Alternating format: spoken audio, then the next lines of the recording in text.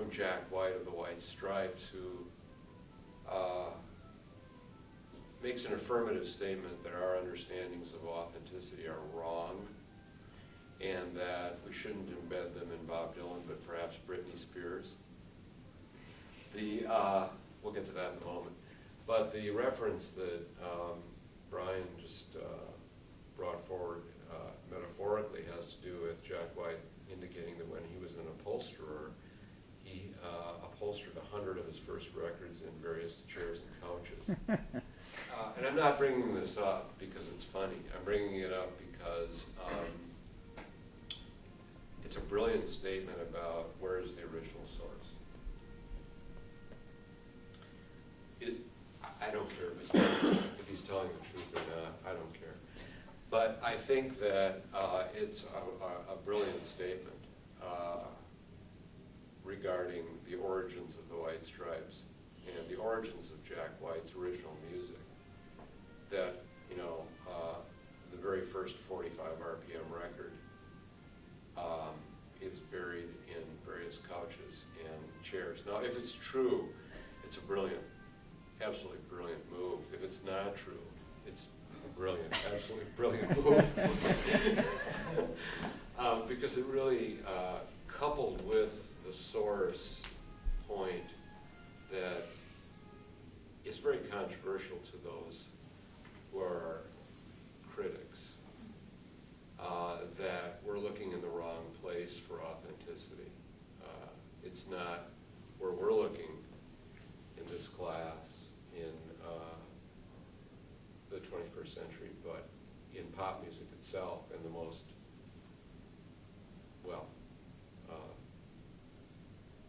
dominant version of pop music, the person to whom I made reference.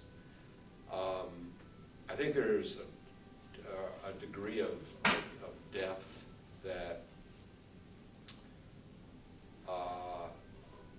is contained in this statement. I don't want to take any of it literally. It's not my problem. But I think that if you'll recall, and I believe should listen to some more today, if you'll recall Friday listening to the original version of Walkin' Blues by Son House, and then the Robert Johnson version, which is all we remember, and how, well, I would think it was over 4 or 5 minutes, wasn't it? The original Son House was condensed, codified, and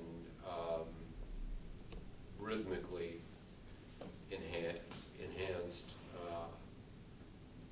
and driven so differently because it was going on to a recording.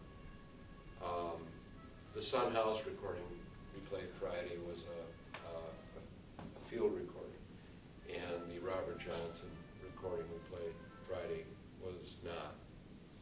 And this gets back to how the object itself changes the sound. But it also speaks to, as I said Friday, how In the Pines by Leadbelly exists here, and then the Delaney-Davidson version exists over here. And in the pursuit of where the authentic version of any song is, we have to take all sorts of important information into consideration. Authenticity,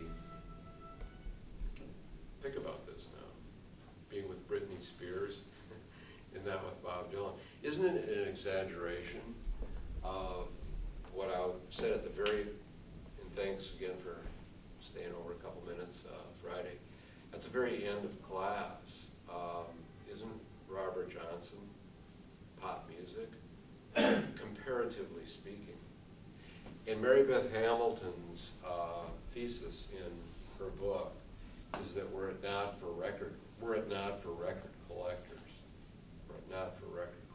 there would not be this sense of what, I don't want to say a first version of a song would be known, I hope would be that